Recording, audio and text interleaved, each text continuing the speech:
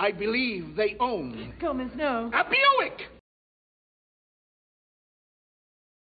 Greetings friends, Thordys here. So, I just bought this gorgeous 1983 Buick LeSabre. It's a big boat granny car. I don't even care. It's so cool. This thing's only got 80,000 miles on it and I'm the 4th owner. I know it was well kept and better yet, it was powered by the Oldsmobile 307. These things were known for being bulletproof and this thing is going to be so much fun to drive. Things disconnected. That fuel filter looks pretty new.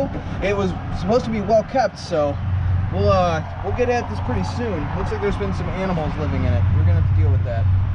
Honestly, I am completely impressed with the way this thing looks. It's a lot better than you'd think. Now I do have some, like I said, evidence of critters. Looks like there's some kind of mouse nest under there. I don't know if you can see it with the lighting, but I brought the shop vac. We're gonna get it all cleaned up. The interior looks absolutely phenomenal. Look at this, it's like driving a couch. It's like literally driving a couch. I got a ton of paperwork. I'll get to that later. Okay, so this is the interior of the 83 LeSabre, and it's everything you'd expect in a granny car, but I'm okay with that. I haven't quite decided what I want to do first yet, besides get it running and make sure I can drive it, but I think the stereo is going to be on my priority list. I think I might rebuild this. We'll make something out of wood. I don't know, but this has got to go. I don't want to look at that. The body actually doesn't look too bad. It's all there anyway. I'm trying to get a good look at the rust underneath. It actually looks like it's just surface rust. I don't see a lot of rot. So the roof, on the other hand, kind of hideous. Some of the trim is missing, but that's probably going to be the biggest project of anything I'm going to have to deal with on this car.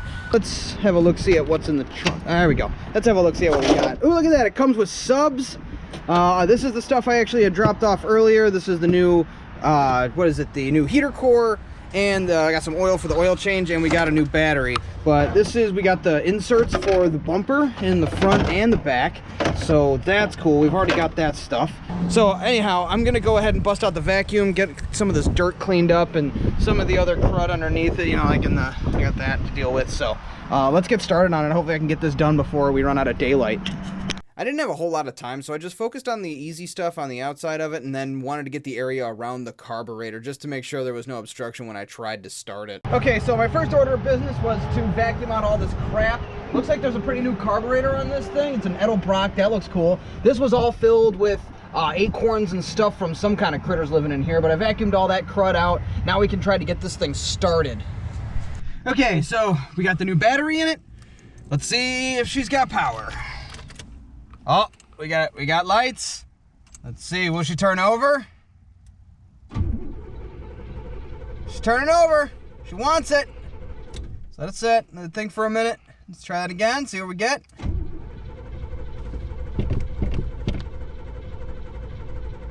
Now, I mean, I know that carburetor's probably dry, but let's give it one more crank, and then if it don't start, we'll start investigating. Fire right up! Well, not right up. We had to fill up the carburetor, but it's running. Let's go out there and have a look. It's absolutely amazing how well this thing runs. It was clearly maintained, and I asked about it, and sure enough, there was fuel stabilizer put in it, so it was running great, but of course, it's got its first problem we're gonna have to deal with. Looks like we got a fuel leak, so I guess let's figure out what that's all about. I really wish I would have brought the good flashlight, but it's definitely leaking from the fuel pump. I just got to figure out exactly how. Maybe, I think I might just replace the fuel pump if it hasn't been done.